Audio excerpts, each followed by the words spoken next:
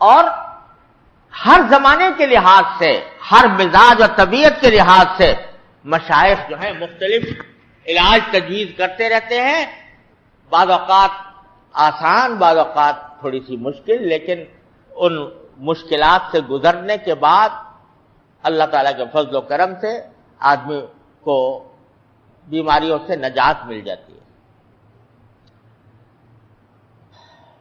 اب میں آپ سے ایک ویسی مثال کے طور پر کہتا ہوں، مجھے تو الحمدللہ بزرگوں کی خدمت پہ حاضری کی سعادت تو حاصل ہوئی، مگر رہے ویسے کے ویسے ہی۔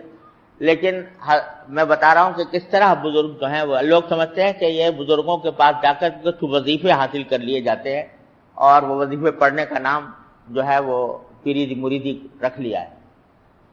اصل جو مقصود ہوتا ہے وہ ان بیماریوں کا علاج ہے۔ میں جب حضرت مولانا حضرت عارفی قدس اللہ تعالیٰ سرہ کی خدمت میں حاضر ہوا بیعت کے لیے، میں اور میرے بڑے بھائی، تو کچھ ہی دنوں کے بعد انہوں نے ہم پر یہ پابندی لگا دی تھی، 10 سال تک کوئی واعظ نہیں کہنا، کوئی تقریر نہیں کرنی۔ اب لوگوں کی دعوتیں آ رہی ہے، بلایا جا رہا ہے، اصرار ہو رہا ہے، لیکن حضرت کی طرف سے ممانعت، کوئی تقریر نہیں کرنی۔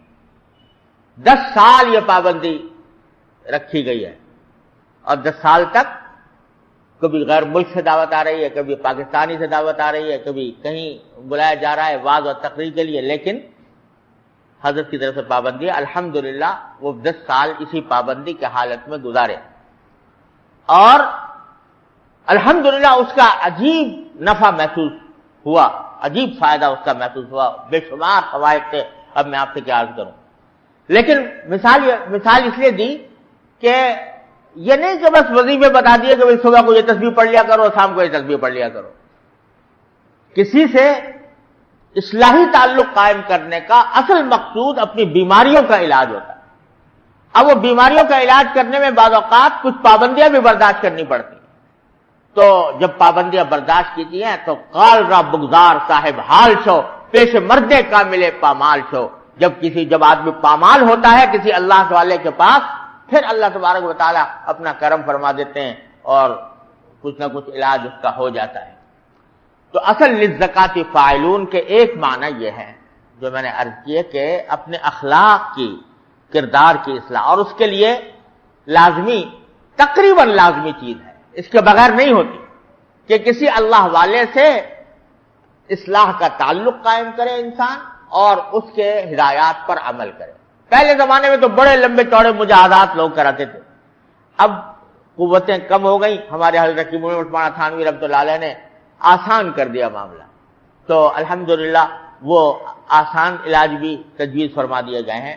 گھبرانا بھی نہیں چاہیے۔ بعض لوگ سوچتے ہیں کہ بھائی ہم کسی جائیں گے، بیعت ہوں گے کسی اللہ والے سے، تو ہمارا تو حال بڑا خراب ہے اور ہم اس کی بیعت کی پابندی نہیں کر پائیں گے، اس وجہ سے جانے کی ہمت ہی نہیں ہوتی۔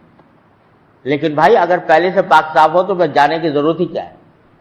جانا تو اسی لیے ہے کہ کچھ خرابی ہے، اس کی اصلاح کرنی ہے، تو اصلاح کرنے کے لیے جاؤ اور ان سے اصلاح مانگو، ان سے ہدایات لو اور اس کے مطابق عمل کرو۔